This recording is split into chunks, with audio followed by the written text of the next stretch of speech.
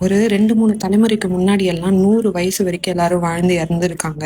ஆனா, இன்னைக்கு ஒரு 50 வயச தொடுறதே பெரிய டாஸ்க்கா இருக்கு. ஏன்னா, இன்னைக்கு சாப்பிடுற ஃபுட் ஹேபிட்டா இருக்கட்டும், கலாச்சாரமா இருக்கட்டும், நம்ம பழக்கவழக்கங்களா இருக்கட்டும். இதனால இன்னைக்கு 50 தொடுறது பெரிய விஷயமா இருக்கு.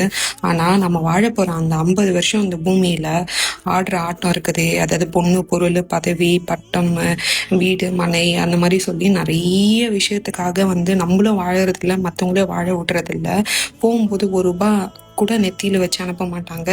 நம்ம இதுக்குள்ள போகும்போது அந்த ரூ. 1 கூட எடுத்துருவாங்கன்னு சொல்லுவாங்க. அப்பனாச்சும் தோண்டி ஒரு 6 அடி ஒரு பள்ளத்துல ஒரு நினைவா அவங்களோட இதுவ புதைப்பாங்க. இப்ப அது கூட கிடையாதுங்க. ஒரு டம்ளர் சாம்பல் தான் குடுப்பாங்க. ஸோ இன்னைக்கு காலம் என்னத்த தான் நீ சேர்த்து வச்சாலும் உன் பின்னாடி எதுவுமே வரப்போறதில்ல.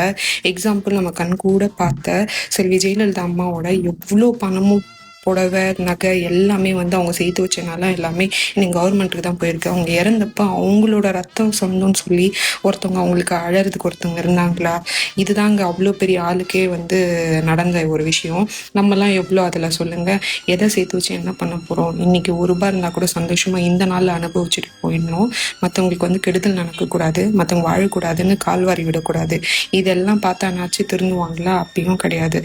சில பேர் இதை பார்த்து இதுக்கப்புறம்னாச்சு வாழற நாள் உங்களுக்காகன்னு வாழுங்க. மற்றவங்களுக்கு வாழாதீங்க, சேர்த்து வச்சுட்டு போகணுன்ட்டு யோசிக்காதீங்க. அவங்கவுங்களுக்கானது சம்பாதிச்சுப்பாங்க. உங்கள் வாழ்க்கையை நீங்கள் வாழுங்க. பாய்.